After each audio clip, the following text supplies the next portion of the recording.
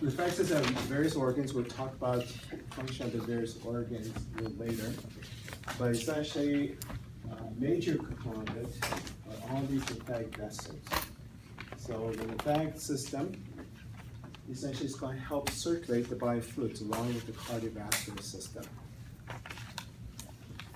It also, we'll see, has a major role in your body resistance, what we call immunity. So that's why it's very appropriate at this time to talk about lymphatic system, to also talk about the various other types of body resistance you have or immunities. So first we want to take a look at how the lymphatic system is going to help circulate fluids in your body. And I'll come over here, so closer to, especially the feet back here. So as you know, we have arteries and veins, capillaries, and arteries and veins are the ones that actually move the body fluids in our blood vessels, and it's our capillaries which are selectively permeable. So fluids can leave and enter the capillaries. Very small molecules like amino acids, glucose, water, electrolytes, various hormones can also get in and out of it. So we were looking at one of our blood vessels, the arteries, that then becomes capillary.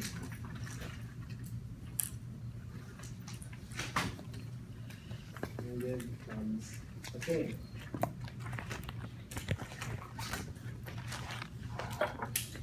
So then the arteries with a thick wall is not permeable, so things don't go in and out.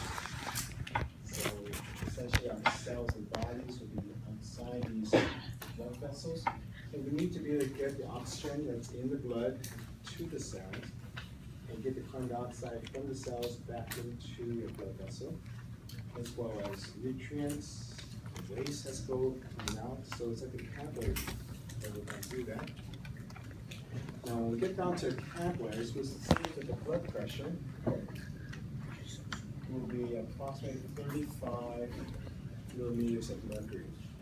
So that is, the blood pressure, remember, is due to cardiac output and peripheral resistance. That is, the ventricular systole forcing blood through your blood vessel, but at the same time, because elastic arteries is able to compress as well the blood, so it keeps the blood pressure fairly high. So by the time it gets to all the capillaries, it gets smaller, about 35 millimeters of mercury.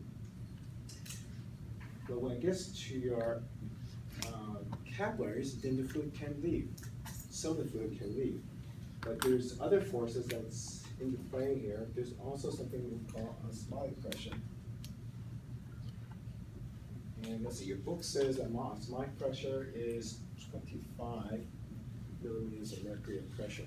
So remember, osmotic pressure is a pressure essentially due to solutes that pulls water towards it.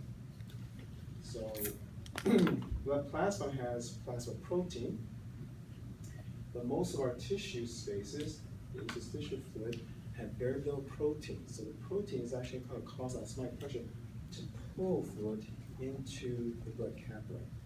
So we have essentially an inward force of 25 millimeters of mercury, but then the blood hydrostatic pressure is forcing fluid out. We have 35 millimeters. So we can see that on the arterial end of the capillaries, we have a higher pressure going out than in, and that is the driving force for fluid to leave. You can subtract. So what's the net pressure forcing it out? 10. So net pressure would be 10 millimeters of mercury, and that's going out. But as the blood continues through the capillary, you're losing fluid here. As you lose fluid, as the volume of your blood plasma is decreasing, then your blood pressure decreases. And so there's some points where the osmotic pressure will be 25, blood pressure will be 25. Then there's no movement at all. But when we get to this side, The osmotic pressure still pretty much is 25. But your blood pressure is less. And the number that your book gives is 18. So that means you have 18 millimeters of mercury pressure forcing fluid out, but 25 forcing inward. So because of that, on this side, we're going to have more that's going to force things into our capillary, and less pressure forcing out. So your net pressure going in would be, subtract very quickly. 7. So 7 millimeters of mercury. So they would consider this positive, 10 millimeters, because it's going out, and they'll say this is negative because it's going in. So that's how we actually bring fluid back in. But notice they're different. Since you have 10 millimeters forcing fluid out, it turns out that if you take into account all the capillaries of the body, that will be 24 liters a day that is actually leaving all your capillaries.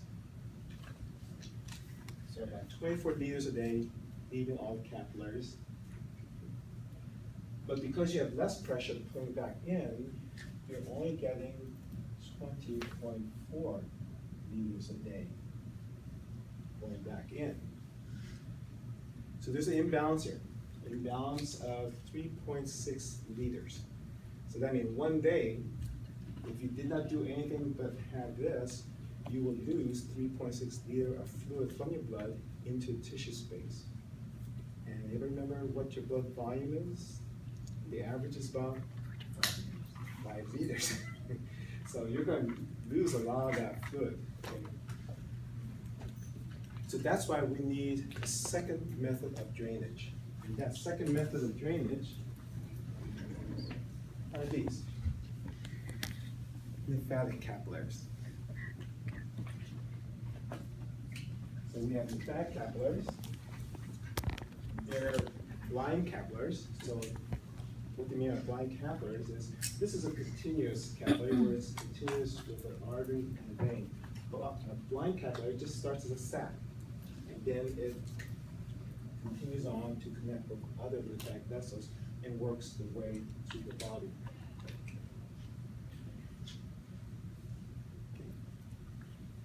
So if we look at our capillaries, 20.4 liters, so 24 liters a day leaves the capillary. Only 20.4 goes back into blood capillaries. And so the remaining 3.6 goes back by way of lymphatic capillaries.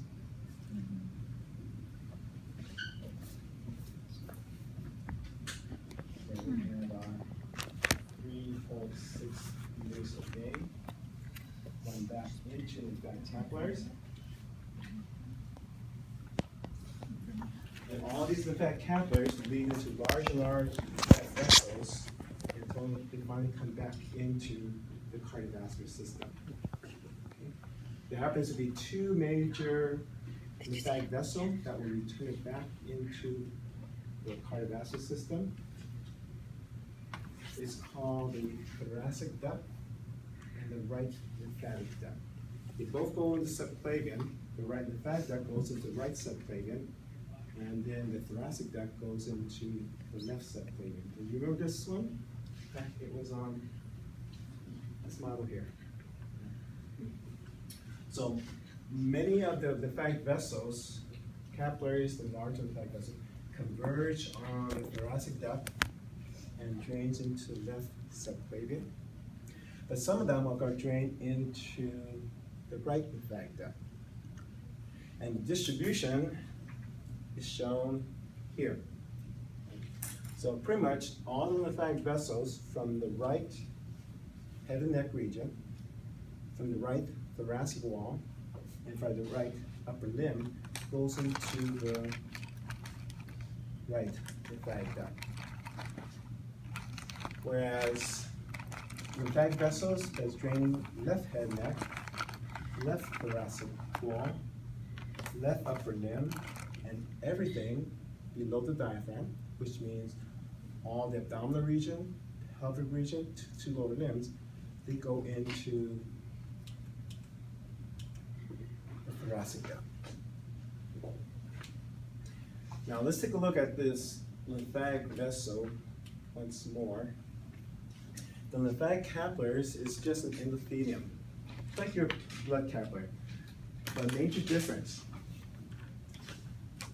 the endothelium of your lymphatic capillaries have very large slits, space between the endothelial cells. So it makes it much more permeable than your blood capillaries. So it makes it much easier for the fluid to actually enter lymphatic capillaries going to larger lymphatic vessels until it gets back into your thoracic duct or your right lymphatic duct. So remember, this is for all places in your body. So whether it's right under your skin, like in the dermis of the skin, or just under your stomach epithelium, or under your small intestine epithelium, or maybe just under the alveolar epithelium